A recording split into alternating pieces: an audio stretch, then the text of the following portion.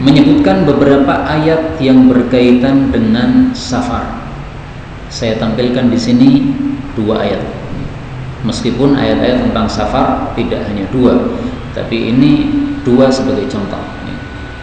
Allah Subhanahu wa taala mengatakan, "Wa idza darabtum fil ardi falaysa 'alaykum junahun an taqsuru minas salati in khiftum ay yaftinakumul ladzina kafaru."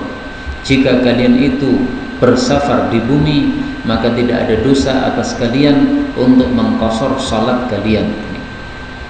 Safar di dalam Al-Quran diistilahkan dengan kata-kata darabtum fil ardi. Daraba artinya memukul, fil ardi di bumi, dan orang safar itu disebut memukul di bumi itu karena kakinya selalu melangkah, memukulkan kakinya pada bumi. Nah, ini istilah Al-Quran. Ayat yang lain Allah Subhanahu wa taala mengatakan bahwasanya safar itu senilai atau sederajat dengan jihad fi sabilillah pada surat Al-Muzammil ayat 20. A'udzu billahi minasy syaithanir rajim. Inna rabbaka ya'lamu annaka taqumu adna min thulutsayil laili wa nisfahu wa thulutsahu wa qa'ifatun minal ladzina ma'ak. Allah itu tahu ada yang salat malam kurang dari 2/3 malam, atau setengahnya, atau sepertiganya. Wallahu yuqaddirul laila wan nahar, alima an lan tuhsuhu fataba alaikum faqra'u ma tayassara minal Qur'an. Allah tahu kalau kalian tidak akan bisa menjaga qiyamul lail, maka Allah memberikan taubat kepada kalian, sudah tidak diwajibkan lagi qiyamul lail. Jadi dulu pernah wajib qiyamul lail. Alima an sayakunu minkum marda wa akharuna yadribuna fil ardi yabtaghuna min fadlillah. Allah tahu bahwasanya di antara kalian ada orang-orang sakit sehingga tidak bisa qiyamul lail. Ada orang-orang yang lain mereka yadribuna fil ard, safar di bumi, yabtaghuna min fadlillah, mencari karunia Allah sehingga tidak bisa salat tahajud atau salat malam karena lelah, namanya safar lelah. Kemudian Allah mengatakan wa akharuna yuqatiluna fi sabilillah. Ada orang-orang yang lain yang mereka itu berjihad di jalan Allah, ini juga lelah sehingga tidak bisa sholat tahajud. Sholat tahajudnya kalah karena sudah lelah. Nah, ini dari ayat ini para ulama mengambil kesimpulan berarti di sini Allah menyetarakan, menseimbangkan, mensejajarkan antara safar untuk mencari harta, mencari nafkah dengan safar dalam rangka berjihad fi sabilillah. Maka safar ini sesuatu yang penting, bukan sesuatu yang remeh. Seseorang bersafar dari Sragen menuju kemana? Kalimantan atau kemana? Untuk apa? Cari nafkah.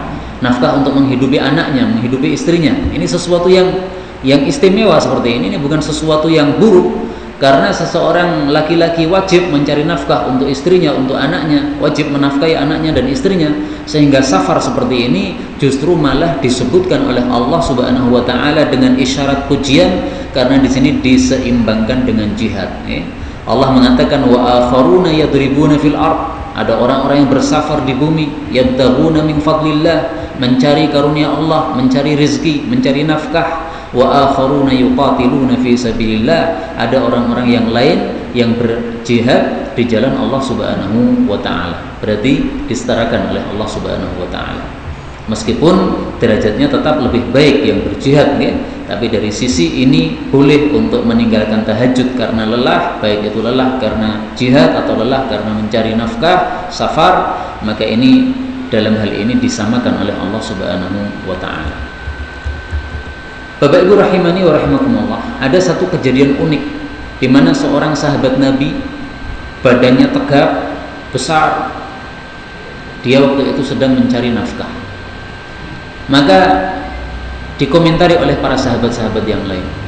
Para sahabat mengatakan, alangkah bagusnya kalau badan yang tegap seperti ini, kekuatan yang dahsyat seperti ini, dan masih muda seperti ini digunakan untuk jihad fisabilillah, untuk perang. Alangkah bagusnya ini, bukan untuk cari duit seperti ini.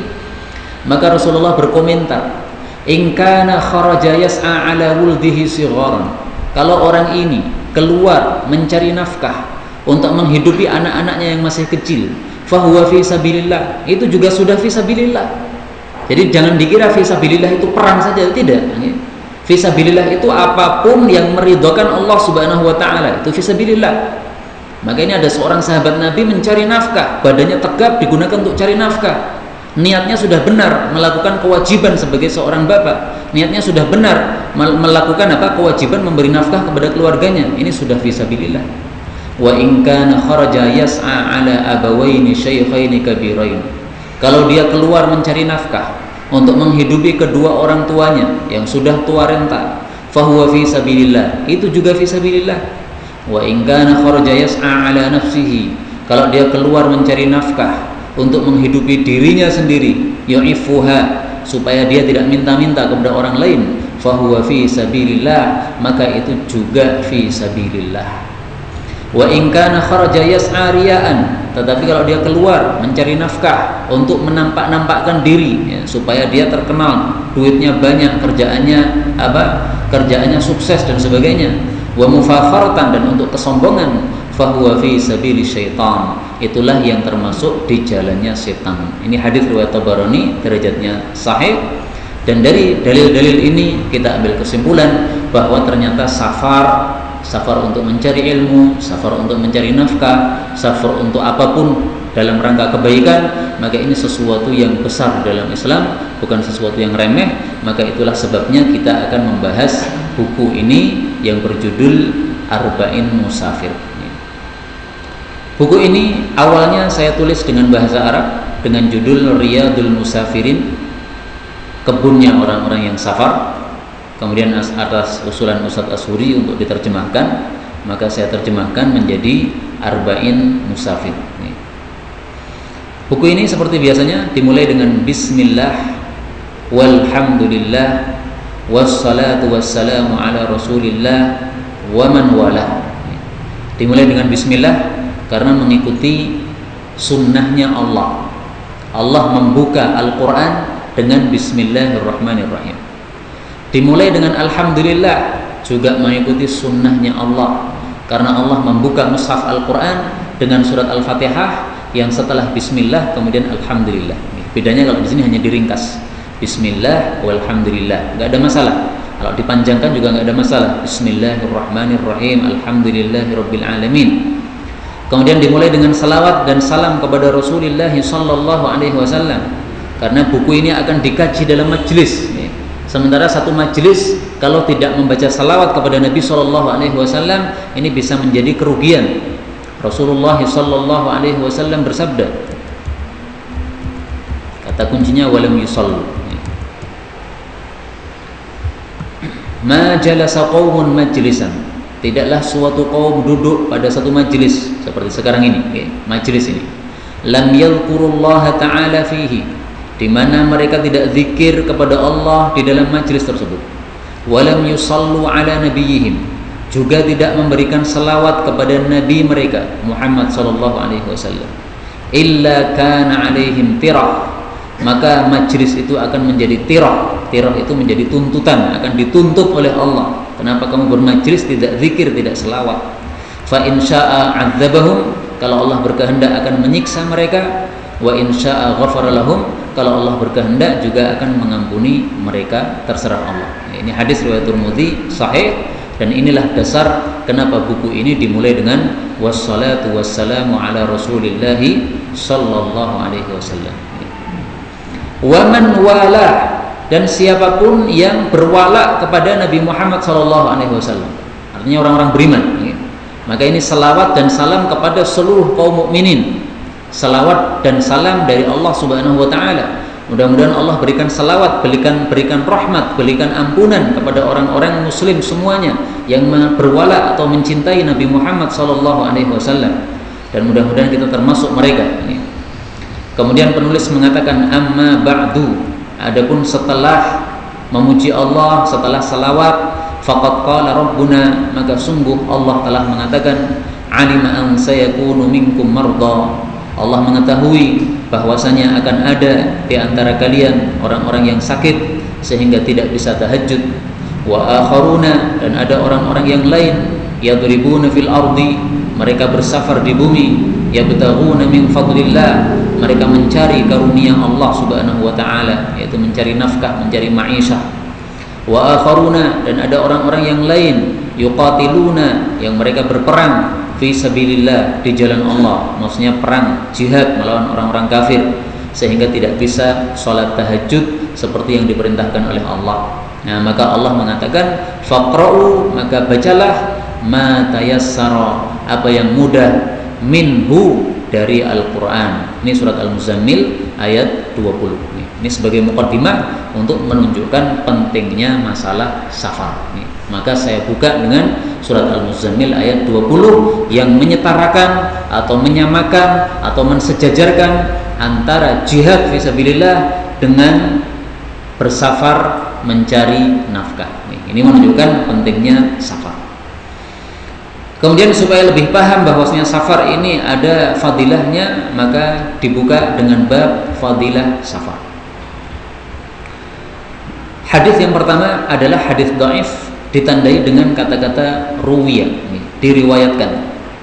Sebagaimana sudah saya jelaskan dulu bahwa kata ruwiya diriwayatkan lil isyarah, untuk menunjukkan ila dha'fil hadis, bahwasanya hadis yang akan saya sampaikan ini hadis yang dhaif. Fatanabbah, maka perhatikanlah masalah ini. Ini adatnya para ulama. Kalau menyampaikan satu hadis dhaif, itu tidak langsung mengatakan Rasulullah bersabda, tidak begitu, tapi diriwayatkan bahwasanya Rasulullah sallallahu alaihi wasallam bersabda. Maka di sini ruya, diriwayatkan an Abi Hirrin, dari Abi Hir atau Abu Hurairah radhiyallahu anhu, qala Rasulullah sallallahu alaihi wasallam, safiru, bersafarlah kalian, tasihhu, kalian akan menjadi sehat. Di sini tashu salah, mestinya tasihhu. Waghzu, dan berperanglah kalian, tastaghnu, kalian akan menjadi kaya karena mendapatkan ghanimah dari perang. Rawahu Ahmad, diriwayatkan oleh Imam Ahmad dalam kitab Musnad, wa dha'afahu Al-Albani, dan didhaifkan oleh Asy-Syaikh Al-Albani. Wa rawahu ibnuhu, dan meriwayatkan juga putranya Imam Ahmad, yaitu Abdullah bin Ahmad, an Muhammad bin Abdurrahman mursalan, secara mursal. Hadis mursal termasuk hadis yang dhaif, bilafdi, dengan lafal tasihhu, kalian akan sehat, wa turzaku, dan kalian akan diberi rezeki oleh Allah Subhanahu wa taala. Hadis ini menunjukkan bahwasanya fadilah safar adalah dua. Safarlah kalian, kalian akan sehat, dan kalian akan diberi rezeki oleh Allah Subhanahu wa taala. Tapi hadis ini memang derajatnya apa? Dhaif. Hadis yang dhaif sifatnya adalah hanya kemungkinan. Sifatnya adalah hanya persangkaan. Kita menyangka bahwasanya Rasulullah pernah bersabda seperti ini. Ada kemungkinan Nabi bersabda seperti ini. Ada juga kemungkinan tidak. Nah, karena hanya bersifat persangkaan atau bersifat kemungkinan, maka ini tidak boleh diyakini sebagai kebenaran. Tidak boleh diyakini bahwasanya siapa safar pasti sehat, siapa safar pasti diberi rezeki. Tidak benar seperti itu. Bisa jadi safar tidak sehat, malah sakit. Bisa jadi safar malah tidak mendapatkan rezeki, malah rezekinya berkurang. Bisa jadi Rasulullah bersabda seperti ini, bisa jadi juga tidak. Sehingga tidak boleh kita meyakininya sebagai sabda Nabi sallallahu alaihi wasallam. Dalilnya apa? Dalilnya adalah di dalam surat Yunus ayat 36. Allah mengatakan, "Wa ma yattabi'u aktsaruhum illa dhanna."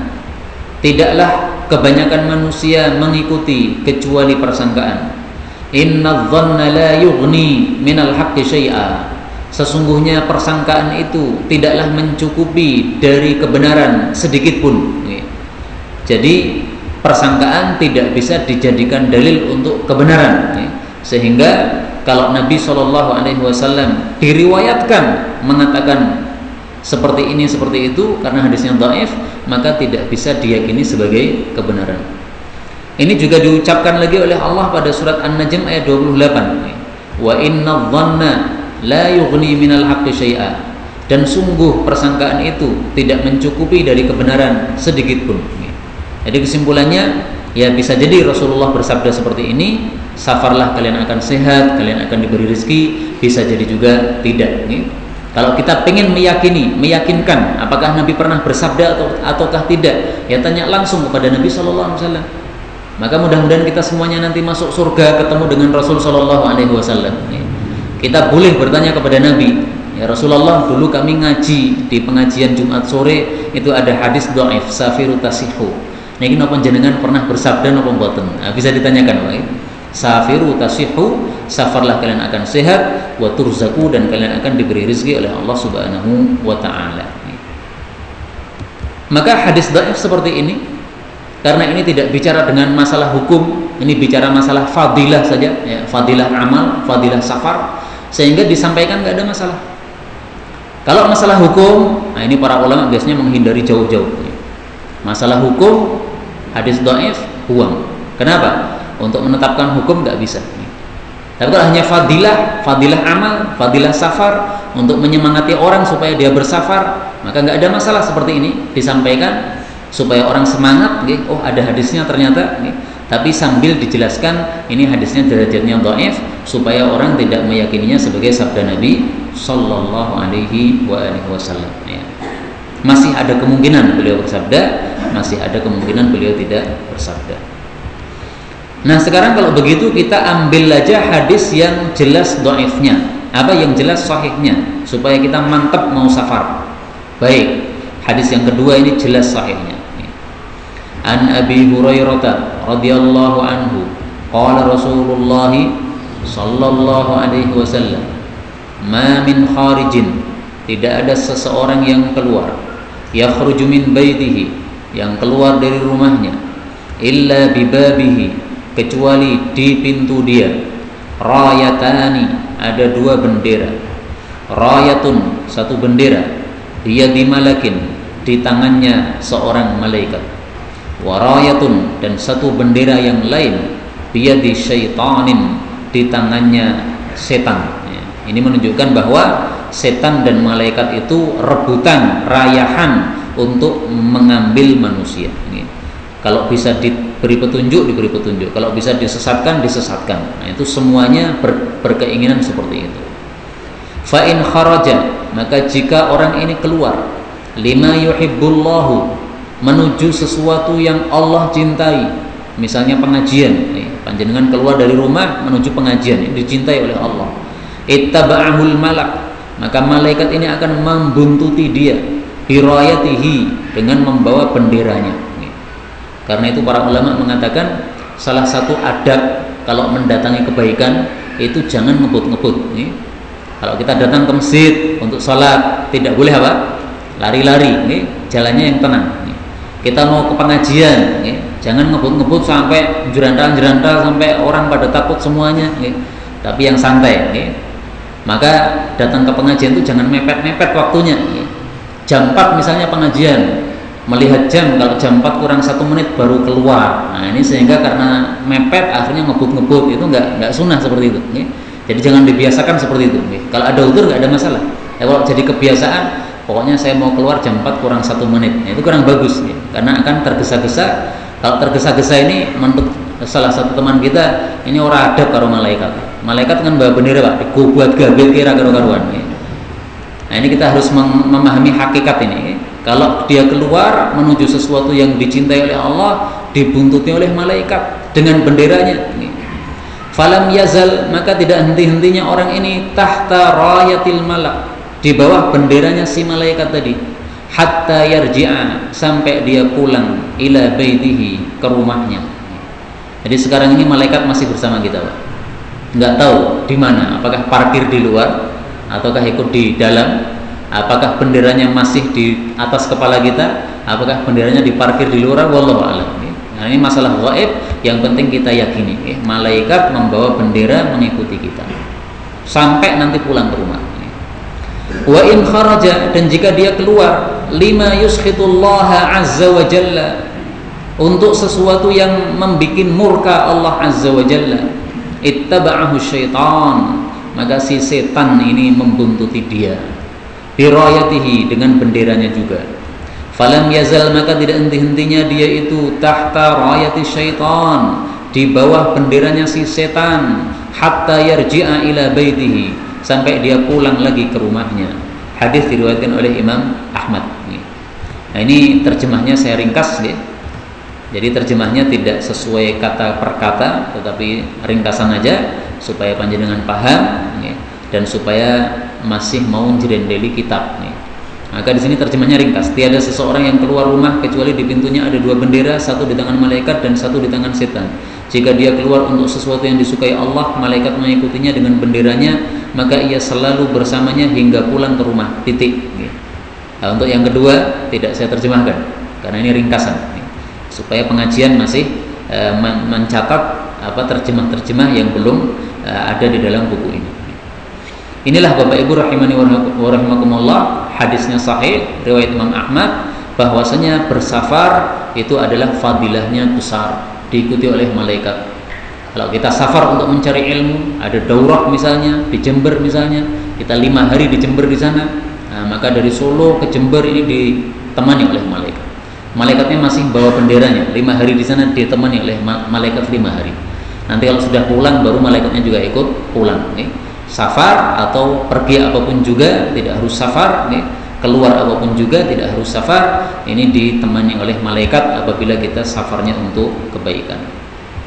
Tapi kalau keluarnya untuk keburukan, nah sebaliknya, setan yang menemani kita. Ada orang keluar untuk zina ke tempat pelacuran, naudzubillah, setan ini. Ada orang keluar untuk ke bank, untuk apa? Cari pinjaman duit, pinjamannya riba. Nah ini setan ini. Setan bersama dia dari rumahnya sampai bank. Selama di bank itu setan terus di situ. Kemudian pulang ke rumah masih sama setan lagi. Sampai dia masuk rumahnya baru setannya pergi. Naudzubillah, jangan sampai kita ditemani setan, karena setan akan menyesatkan manusia. Fadilah yang ketiga, wa an Abi Hirrin radhiyallahu anhu qala Rasulullah sallallahu alaihi wasallam, thalathu da'awatin, ada 3 doa mustajabatun yang diijabahi oleh Allah, la syakka fihinna, tidak ada ragu-ragu di dalam 3 doa ini, maksudnya pasti diijabahi oleh Allah Subhanahu wa taala. Yang pertama adalah da'watul walid, doanya seorang tua, doanya orang tua, ala waladihi, atas keburukan anaknya. Jadi doa buruk terhadap anaknya. Kata-kata ala setelah doa itu maknanya adalah doa buruk. Kalau doa baik maka bukan ala tetapi li. Nah, di sini Rasulullah mengatakan ala waladihi, berarti doa buruk orang tua kepada anaknya. Yang kedua, dakwatul musafir, doanya orang yang bersafar, mustajab. Yang ketiga, dakwatul mazlum, doanya orang yang dizalimi. Hadis diriwayatkan oleh Abu Dawud dan diriwayatkan juga oleh Ibnu Majah, tetapi dengan lafal li waladihi, ya, doa kebaikan untuk anaknya. Maka berarti hadis ini menunjukkan doa baik dari orang tua maupun doa buruk dari orang tua itu sama, yaitu dikabulkan oleh Allah Subhanahu wa taala.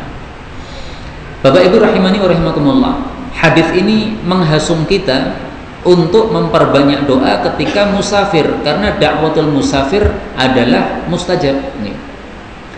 Dari Solo ke Sragen, ini saya meyakini sudah safar, karena Rasulullah SAW sudah mulai mengqashar salatnya dalam jarak 3 farsakh, dan 3 farsakh itu ditafsiri oleh Syekh Mubarakfuri 24 kilo. Maka 24 kilo ini sudah safar yang bisa menyebabkan qashar. Nah, maka selama perjalanan dari Solo ke Sragen ini safar. Nanti pulang lagi dari Sragen ke Solo ini safar. Nah, maka kalau kita mampir sholat, ini hendaklah kita memperbanyak doa, karena ini doanya orang yang safar mustajab. Selama perjalanan juga begitu. Kita sambil mengucapkan doa, ini adalah doa yang mustajab, karena doanya musafir dikatakan oleh Nabi la syakka fihin, tidak diragukan bahwasanya dikabulkan oleh Allah Subhanahu wa taala. Maka terserah panjenengan, selama safar itu mau doa apa terserah. Kecenderungan kita kan masing-masing. Ada di antara kita cenderungnya ilmu. Nah, kalau begitu selama safar perbanyak doa Rabbi zidni ilma, Rabbi zidni ilma, Rabbi zidni ilma. Kalau saya memang mengaku, saya biasanya kalau safar itu naik bis atau naik apa ya, yang apa tidak ada teman, berarti kan sendirian, tidak ada bicara sama sekali. Daripada nganggur-nganggur, udah diulangi aja, Rabbi zidni ilma, Rabbi zidni ilma, sak ngantuk maka ini bagi orang-orang yang suka ilmu seperti itu. Nanti ada orang lain yang kecenderungannya bukan ilmu, tapi kecenderungannya misalnya sedekah misalnya. Maka dia minta doa kepada Allah Subhanahu wa taala supaya diberi istiqamah untuk sedekah, nggak ada masalah, bagus. Kecenderungan masing-masing apa, doalah sesuai dengan kecenderungan kita. Ada yang suka tahajud, maka berdoa minta kekuatan tahajud, nggak ada masalah, silahkan. Kemudian mari kita ambil beberapa faedah dari hadis ini. Faedah yang pertama, Rasulullah sallallahu alaihi wasallam mengatakan thalathu da'awatin, ada 3 doa. Ini menurut para ulama adalah termasuk salah satu contoh kebagusan Nabi sallallahu alaihi wasallam dalam menyampaikan ilmu. Salah satu contoh kecerdasan Nabi dalam menyampaikan ilmu.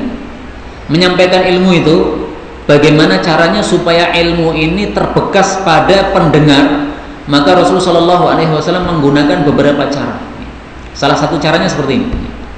Kalau beliau akan menyampaikan 3 masalah, beliau sebutkan dulu 3. Ada 3 doa yang mustajab. Nah, ini orang-orang langsung pasang telinga. 3 apa aja ini? Nah, pasti dihitungi. Nah, begitu Nabi mengatakan, pertama doa orang tua kepada anaknya. Nah, dihitung 1. Kedua doa musafir. Ketiga doa orang yang terzalimi. Nah, maka langsung hafal, murid ini mendengar. Ini salah satu contoh bagusnya Rasul dalam mengajar. Rasulullah pernah juga membonceng Mu'adz di belakang beliau waktu safar itu. Maka beliau ingin menyampaikan satu ilmu penting kepada Mu'adz. Maka Mu'adz ini supaya dia terkesan oleh ilmu ini, dipanggil oleh Rasul sallallahu alaihi wasallam, "Ya Mu'adz." Maka Mu'adz mengatakan, "Labbaika ya Rasulullah wa sa'dai." Setelah itu Nabi diam, tidak menyampaikan ilmu. Kemudian sebentar lagi beliau panggil lagi, "Ya Mu'adz." Mu'adz mengatakan, "Labbaik ya Rasulullah wa sa'dai." Beliau diam lagi. Kemudian yang ketiga beliau mengatakan, "Ya Mu'adz." Wahai Mu'adz. Nah, baru ketiga sudah pasang telinga betul-betul, ini baru disampaikan ilmu oleh Nabi Shallallahu Alaihi Wasallam. Ini tujuannya supaya ilmu ini semuanya terserap. Beliau menyampaikan 3, jangan sampai yang teringat 2. Maka cara beliau adalah sebutkan dulu angkanya, thalathu da'awat, ada 3 doa. Beliau sering menyampaikan seperti ini. Sab'un, ada 7, kata Nabi Shallallahu Alaihi Wasallam.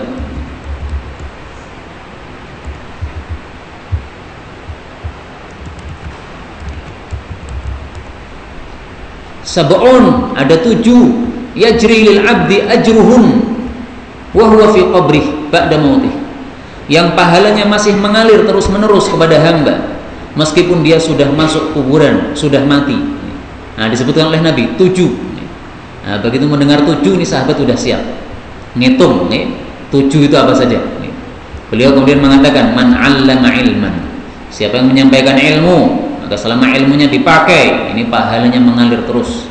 Au ajra nahran, mengalirkan sungai, selama sungainya berguna untuk orang banyak, pahala terus.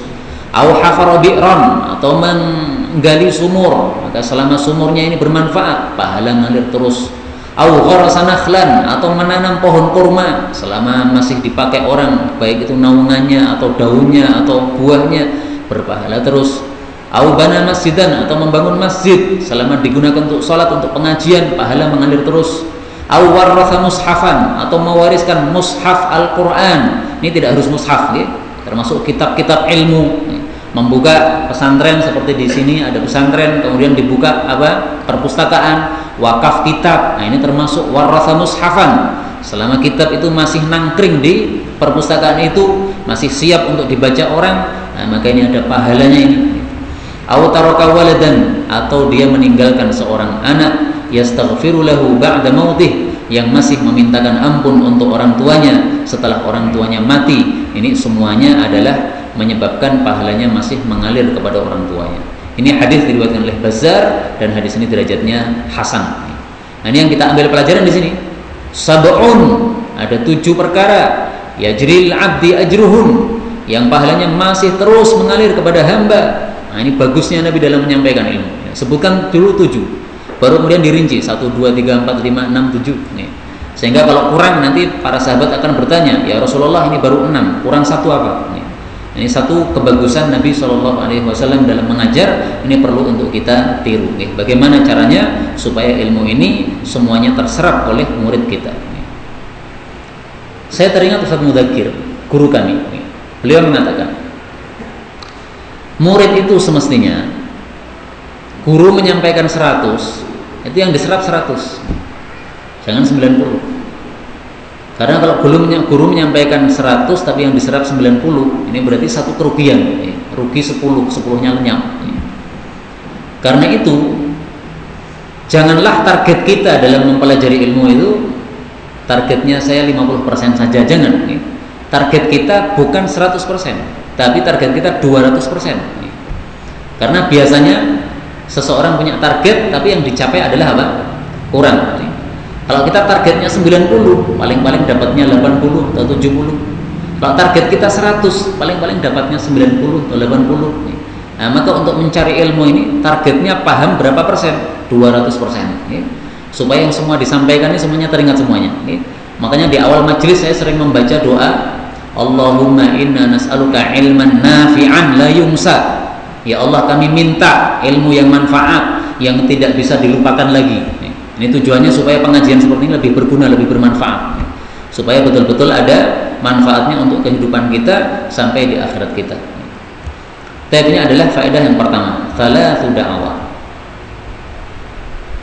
Faedah yang kedua, dalam hadis ini Rasulullah mengatakan mustajabatun la syakka fihin. Mustajab tidak diragukan lagi bahwa dia mustajab. Kata-kata ini jangan salah paham. Meskipun Rasul Shallallahu Alaihi Wasallam mengatakan 3 doa ini mustajab tanpa diragukan, tapi tetap ada kemungkinan untuk tidak dikabulkan. Saya ulangi lagi, meskipun Rasulullah mengatakan 3 doa ini mustajab tanpa diragukan, tetap masih ada peluang untuk tidak dikabulkan. Da'watul musafir, doanya orang safar, kata Nabi mustajab, tidak diragukan mustajab. Tetapi bisa jadi orang musafir, rambutnya sampai gimbal karena saking lamanya bersafar, dia angkat tangannya tinggi-tinggi ke langit, minta kepada Allah pakai Ismullahil A'zam, ya Rabbi ya Rabbi, tapi doanya tidak dikabulkan oleh Allah Subhanahu wa taala, itu masih bisa. Kenapa? Karena Rasulullah sallallahu alaihi wasallam juga bersabda, jangan lupa, Rasulullah mengatakan, ar-rajula yutilu safar, ada seseorang yang dia itu memanjangkan safarnya lama, jauh, ash'af, sampai dia kusam, rambutnya kusam, aghbar, sampai berdebu-debu, yamuddu yadayhi ila sama, dia menjulurkan kedua tangannya ke langit, ya Rabb ya Rabb, wahai Rabb wahai Rabb, wa mat'amuhu haram, sayangnya makanannya haram, wa mashrabuhu haram, sayangnya minumannya haram, wa malbasuhu haram, sayangnya pakaiannya haram, wa ghudhiya bil haram, ketika kecil diberi makan haram juga. Apa kata Nabi? Fa anna yustajabu lidzalik, bagaimana mungkin bisa dikabulkan? Enggak bisa dikabulkan. Artinya gini, 3 doa tadi mustajab tidak diragukan apabila tidak ada penghalang. Tapi kalau ada penghalang, maka yang semestinya mustajab tidak diragukan, ini jadi tidak mustajab. Supaya lebih paham, saya berikan gambaran. Kalau ada 10 orang mendorong satu mobil kecil, tidak diragukan pasti mobil itu berjalan. Mobil kita mogok, mobil kita kecil, didorong satu orang, ya tergantung. Kalau orangnya kecil kayak saya mungkin tidak jalan, tapi kalau orangnya agak gede mungkin jalan. Tapi kalau 10 orang yang mendorong, yakin sudah, tidak diragukan, pasti jalan. Tapi ada pengecualian, kecuali kalau didorong 10 orang, 100 orang, tapi kamu ring, ya nggak akan jalan. Sama juga, orang sudah membaca doa dengan melakukan 3 perkara yang menyebabkan doanya mustajab. 1, safar, menyebabkan doanya mustajab. 2 mengangkat tangan menyebabkan doanya mustajab. 3 menyebutkan nama Allah yang paling agung, ya Rabbi ya Rabbi. Ini kata Ibnu Abbas adalah nama Allah yang teragung. Sudah melakukan 3 perkara yang menyebabkan doanya semestinya mustajab, tapi gara-gara dia ngerem pakai barang haram tadi, alias tidak bisa dikabulkan oleh Allah Subhanahu wa taala. Ini seperti orang yang didorong tetapi dia ngerem. Semestinya berjalan tapi dia nggak mau berjalan. Semestinya mustajab tapi dia malah makan haram, minum haram, pakaian haram. Ya, ini menyebabkan doanya tidak dikabulkan oleh Allah Subhanahu wa taala. Karena itu kata-kata mustajabatun la syakka fihin, mustajab tidak diragukan, ini jangan menyebabkan kita kemudian terkecoh nih. Saya nggak apa-apa makan haram, yang penting saya safar, nanti doanya juga terkabul. Nggak bisa nih. Doamu tidak akan terkabul meskipun kamu safar, meskipun kamu dizalimi, akan tetapi engkau melakukan sesuatu yang memakan sesuatu yang haram, maka menyebabkan doa tidak dikabulkan oleh Allah Subhanahu wa taala. Bapak Ibu rahimani wa rahimakumullah. Karena itu kita ambil pelajaran juga di sini satu kaidah yang disampaikan oleh para ulama. Para ulama mengatakan likulli qaidatin mustathnayat. Likulli qaidatin, masing-masing kaidah memiliki mustathnayat, pengecualian. Maksudnya gimana? Ini tadi kaidah. Ada 3 doa yang mustajab, tidak diragukan. Salah satunya doa orang musafir. Ini kaidah. Tapi kaidahnya ada pengecualian. Doanya orang tua kepada anak, doa jelek orang tua kepada anak pasti mustajab. Ini kaidah. Tapi ada pengecualian. Pengecualiannya misalnya apa? Misalnya orang tua tidak suka kepada anak gara-gara anaknya ngaji. Maka didoakan jelek oleh orang tuanya. Mudah-mudahan sekolahmu lulus, ngaji terus. Nah, ini tidak selalu mustajab. Tidak bisa mustajab. Kenapa? Tidak ada jaminan mustajab. Kenapa? Karena orang tua mendoakan kepada anak sesuatu yang dia tidak punya hak di situ. Oh, ngaji apik malah dibenci, kenapa? Orang ngaji semestinya diberi semangat, malah didoakan jelek. Nah, maka ini doa yang tidak pada tempatnya. Maka meskipun dari orang tua kepada anak, karena anaknya tidak berhak untuk mendapatkan doa jelek tadi, ini tidak termasuk di sini. Dakwatul musafir, doanya orang safar, pastinya mustajab. Ini kaidah asalnya. Tapi ada pengecualian. Kalau dia makan haram, tidak dikabulkan. Dakwatul mazlum, doanya orang yang dizalimi, mestinya mustajab. Ini kaidah asal. Tapi bisa juga tidak dikabulkan. Kenapa? Doanya terlalu tinggi. Misalnya ada orang zalim kepada kita, nyiprati air, naik motor, kemudian ngebut, akhirnya airnya mengenai kita. Basahlah tubuh kita. Doa kita apa? Mudah-mudahan kamu tabrakan, sirahmu diplindes truk. Nah, ini keterlaluan seperti ini. Onggur diciprati kok balesnya diplindes truk. Nah, ini berarti doanya orang yang terzalimi tapi yang tidak pas. Mestinya doanya itu disesuaikan dengan kondisinya. Jangan keterlaluan seperti itu. Itu tidak akan dikabulkan oleh Allah Subhanahu wa taala. Karena Allah Subhanahu wa taala sudah mengatakan di dalam Al-Qur'an, "Innallaha la yuhibbul mu'tadin." Sesungguhnya Allah Subhanahu wa taala tidak menyukai orang-orang yang melampaui batas. Ud'u rabbakum tadarruan wa khufyah. Doalah kepada Allah dengan tadarru', dengan tunduk, wa khufyah, dan dengan suara yang samar, tidak keras-keras. Tetapi ingat ya, innahu la yuhibbul mu'tadin. Sesungguhnya Allah tidak mencintai orang-orang yang melampaui batas, termasuk orang-orang yang melampaui batas dalam doa tidak dicintai oleh Allah, sehingga doanya pun juga tidak dikabulkan oleh Allah Subhanahu wa taala. Inilah Bapak Ibu rahimani wa rahimakumullah, pelajaran-pelajaran yang dapat kita ambil dari hadis-hadis ini. Dan sebagai penutup, kata-kata liwaladih ini perlu kita ambil pelajaran yang besar. Salah satu doa mustajab adalah doaul walid liwaladih, doa baik dari orang tua kepada anak. Karena itu apabila kita masih punya orang tua, maka hendaklah kita gunakan kesempatan ini, kesempatan mendapatkan doa baik dari orang tua. Boleh dengan meminta. Kita minta misalnya mau safar, pamitan dulu supaya didoakan oleh orang tua, karena doanya orang tua ini adalah mustajab. Kita akan menikah, akan melamar, pamitan dulu pada orang tua. Karena orang tua ini kadang-kadang lebih tahu daripada anaknya. Siapa yang mau dinikahi, apakah nantinya jadi baik atau tidak baik, minta pamitan dulu, minta izin dulu. Kalau diizinkan dikasih lampu hijau maka jalan, kalau tidak maka cari yang lain, gampang.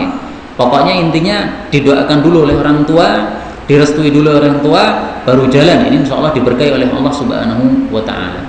Atau kalau kita tidak meminta doa orang tua, maka caranya adalah kita melakukan perkara-perkara, perbuatan-perbuatan yang menyebabkan orang tua ridho. Kalau orang tua sudah ridho tanpa kita minta doa, pasti orang tua akan apa? Banyak-banyak mendoakan kita. Orang tua kita tahu misalnya kita akan melakukan apa, pasti orang tua kita akan mendoakan karena sudah ridho. Beliau tidak akan rela kalau anaknya itu nanti sengsara. Sehingga pasti orang tua ini akan mendoakan anaknya. Ini sudah sifat atau watak orang tua seperti itu. Watak dasar orang tua pasti sayang kepada anaknya. Sehingga anaknya pasti selalu didoakan kebaikan apabila memang dia sudah ridho kepada anaknya. Maka Rasulullah sallallahu alaihi wasallam bersabda, "Ridallahu fi ridal walidain wa sukhtullah fi sukhtil walidain."